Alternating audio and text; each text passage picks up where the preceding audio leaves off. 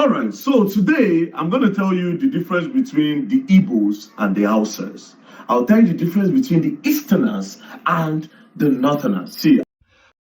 All right, guys. So VDM finally exposed some things about the Igbos and the Hausas, and according to his explanation, you would get to understand that there is some huge difference between these two tribes, these two people. Okay, so I want you guys to actually pay attention to what that happened in this video. In this particular video, I have 3 different video updates that will benefit you. One, it's Nnamdi Kanu, and then another, it's with the Hausas and the Igbos, and then another is an information that is currently trending about the Finnish government, all right, having to bring Simon Ekpa to come and check whether all they've been hearing or all the evidence they saw in the court with regards to the Nigerian military always coming to the Biafran land to come and analyze whether all these things are true or false. All right, so I'm going to let you guys actually pay attention to all the video updates, and I'll be right back. I'm just trying to make a point. You understand? No hard feelings. I beg, no, no, just best. I just need to make a point. Now I'll tell you why they have a lot of beggars in the north against the east. Do you understand? Let me break it down. Right. As you all know, in Nigeria, we know the Igbos as businessmen. We know that for this country, now Igbos now do business pass and then no trade pass. Do you know how we started? It started with one man called Obinna. Guess what? Just the way we know a lot of Igbo men are businessmen, they do business, they get a lot of billionaires. A lot of those billionaires, where they say a lot of them are illiterate, they don't go to school. So I want to take education out of these gist points. A lot of them don't go to school. A lot of these big men, when they bring in containers come Nigeria, if you hear them talk, you don't go believe. A lot of them are illiterate, but they get businesses, they be billionaires across Nigeria. So I'm taking education out of it, right? You know how it started? It started with one man called Obinna. Obinna looked at Nigeria properly and said, Nigeria will be needing A, B, and C. We don't have a lot of these things here. What do I do? Let me bring this from abroad to come and sell here. Do you understand? Okay, I noticed that there are a lot of Toyotas, but there are no parts. Let me start bringing parts. Toyota parts all the way from Japan. Next thing, Mr. Obinna started bringing parts. When he saw that the business was going good, Mr. Obinna said, I don't have a child yet. I am not married. What will I do?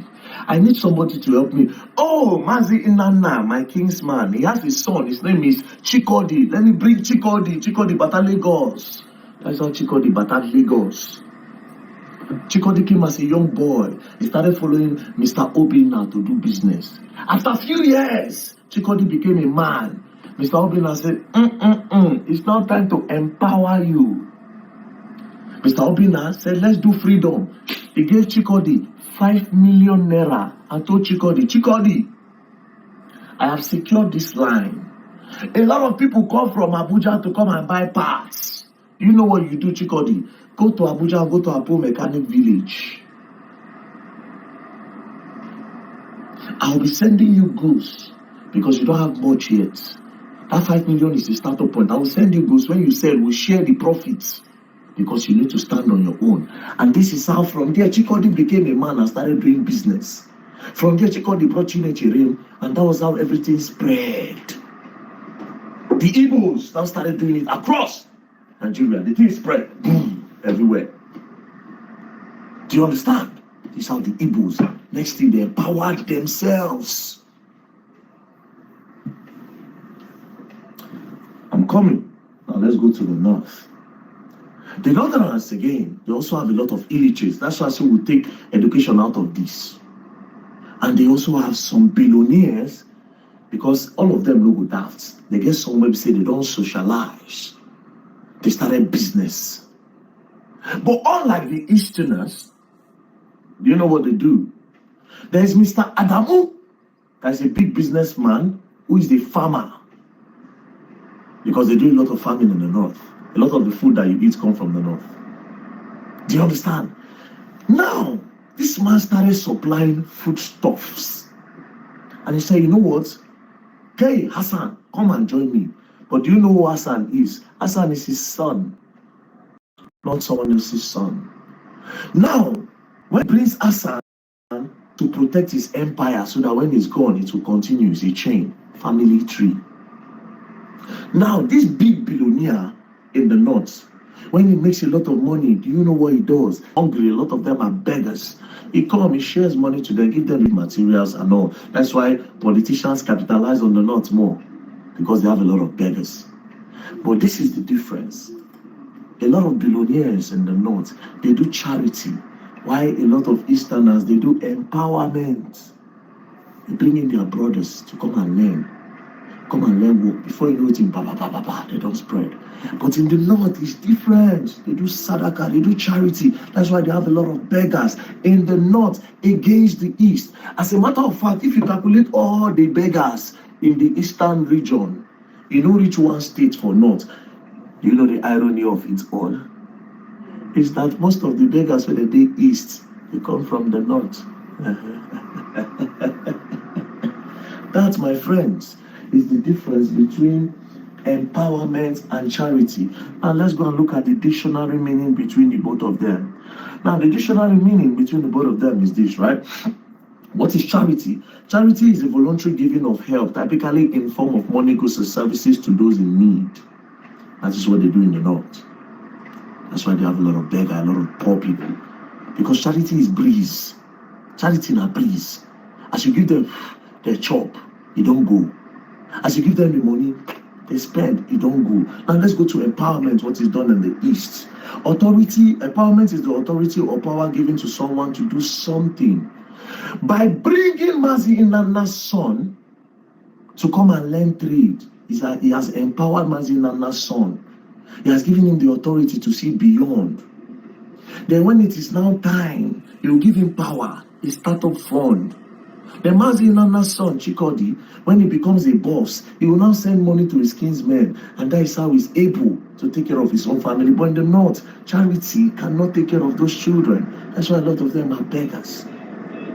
What am I trying to say? The difference between empowerment and charity. So when I talk about empowerment, a lot of people say, but these people, they give 500 million to charity. You know, she said the other one, he went to one hospital in, Burna Boy went to an hospital in Port Harcourt. He paid the hospital bill. The video pack money, give charity. Those are charity. Charity is different. Charity is like breeze. Empowerment is a stone.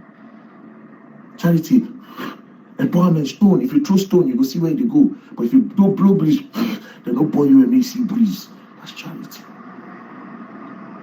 So don't mistake it that when somebody is giving money, it means the person is empowering anybody. No. Know the difference today.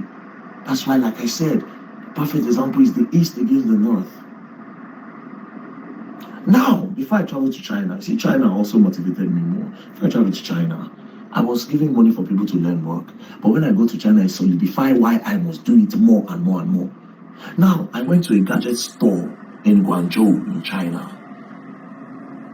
There's this lady. She said, oh, you buy cleaner? She said cleaner for clothes.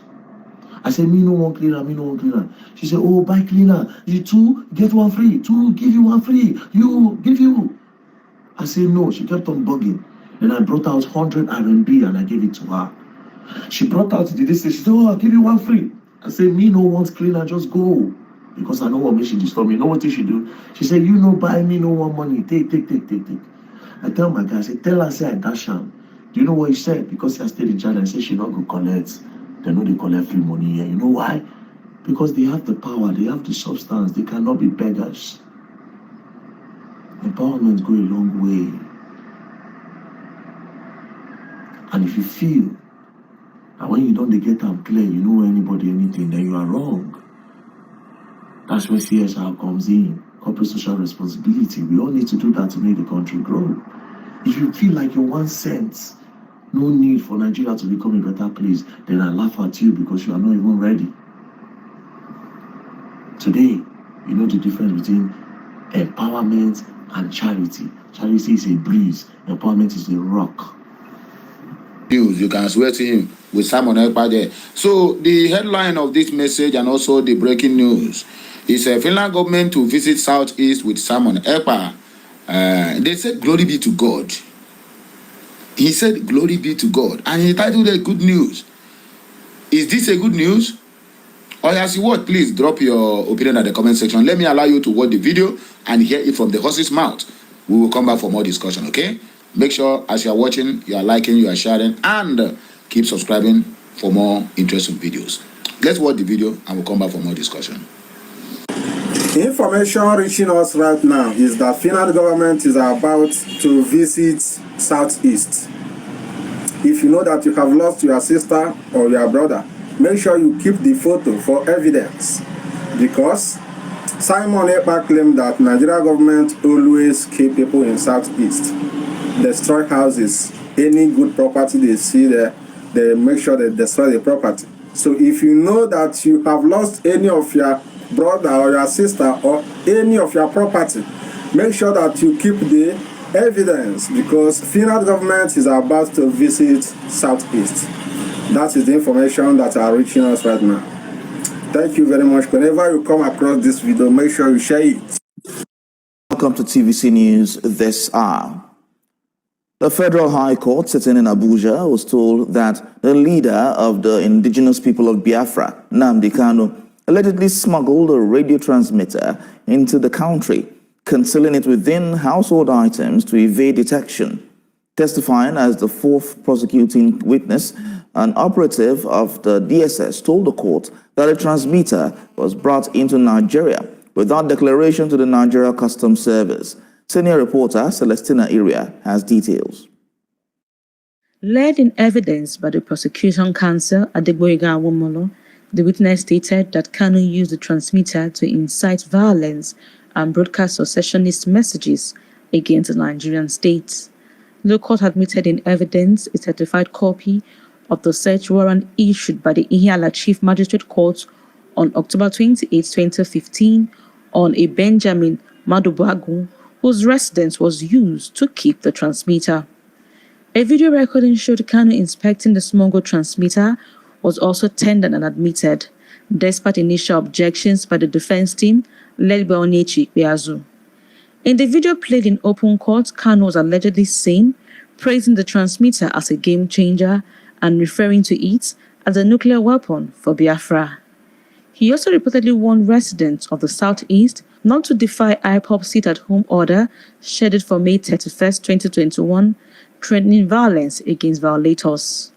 According to the DSS witness, from my investigation, the broadcast directly contributed to economic paralysis in the Southeast as it foiled the enforcement of IPOB sit-at-home order by the militant wing of the Eastern Security Network, ESN. The prosecution tendered a flash drive containing 18 video clips and 16 radio broadcasts attributed to Kanu, which the court admitted into evidence. Additionally, the statement of Benjamin Madubagu was presented to the court, wherein he admitted that Kanu did not provide any custom documentation for the imported transmitter. The court also admitted a publication from Vanguard newspaper in which an alleged ESN member claimed that Kanu ordered the collection of 2,000 human heads for burial rites, although only 30 were reportedly obtained. While the defense team objected to the admissibility of the newspaper article, the court admitted it along with a certificate of compliance. The prosecution further applied for the court to inspect the container that housed the transmitter and other related items, which was located at the DSS facility. The request was granted without objection. Presiding Judge Justice James Omotosho ruled that the court would visit the DSS premises to inspect the container. He emphasized that the court is duty-bound to examine all evidence thoroughly in pursuit of justice. The court moved to the DSS facility and the transmitter was admitted into evidence. Now, the Federal High Court sitting in Abuja was told that the leader of the indigenous people of Biafra, Nnamdi Kanu there, allegedly smuggled a radio transmitter into the country, concealing it within household items to evade detection. But testifying as a fourth prosecution witness, an operative of the DSS told the court that the transmitter was brought into Nigeria without declaration to the Nigeria Customs Service. Senior reporter Celestina Iria has more. Led in evidence by the prosecution counsel Adegboyega Awomolo, the witness stated that Kanu used the transmitter to incite violence and broadcast secessionist messages against the Nigerian state. The court admitted in evidence a certified copy of the search warrant issued by the Ihiala Chief Magistrate Court on October 28, 2015, on a Benjamin Madubagu, whose residence was used to keep the transmitter. A video recording showed Kanu inspecting the smuggled transmitter was also tendered and admitted, despite initial objections by the defense team led by Onyeka Ikpeazu. In the video played in open court, Kanu was allegedly seen praising the transmitter as a game changer and referring to it as a nuclear weapon for Biafra. He also reportedly warned residents of the southeast not to defy IPOB sit-at-home order scheduled for May 31, 2021, threatening violence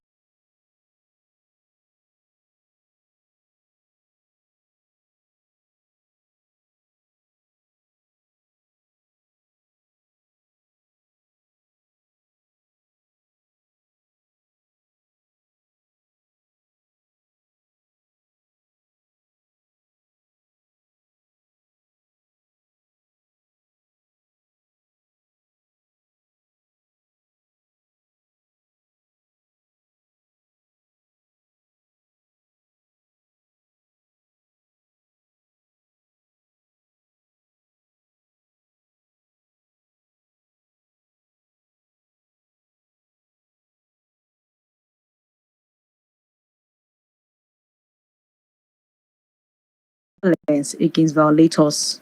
According to the DSS witness, from my investigation, the broadcast directly contributed to economic paralysis in the southeast as it foiled the enforcement of IPOB sit-at-home order by the militant wing of the Eastern Security Network (ESN). The prosecution tendered a flash drive containing 18 video clips and 16 radio broadcasts attributed to Kanu, which the court admitted into evidence. Additionally, the statement of Benjamin Madubagu was presented to the court, wherein he admitted that Kanu did not provide any custom documentation for the imported transmitter. The court also admitted a publication from Vanguard newspaper in which an alleged ESN member claimed that Kanu ordered the collection of 2,000 human heads for burial rites, although only 30 were reportedly obtained. While the defense team objected to the admissibility of the newspaper article, the court admitted it along with a certificate of compliance. The prosecution further applied for the court to inspect the container that housed the transmitter and other related items, which was located at the DSS facility. The request was granted without objection. Presiding Judge Justice James Omotosho ruled that the court would visit the DSS premises to inspect the container. He emphasized that the court is duty-bound to examine all evidence thoroughly in pursuit of justice. The court moved to the DSS facility and the transmitter was admitted into evidence. The matter was adjourned to 18th June for continuation of hearing. Celestina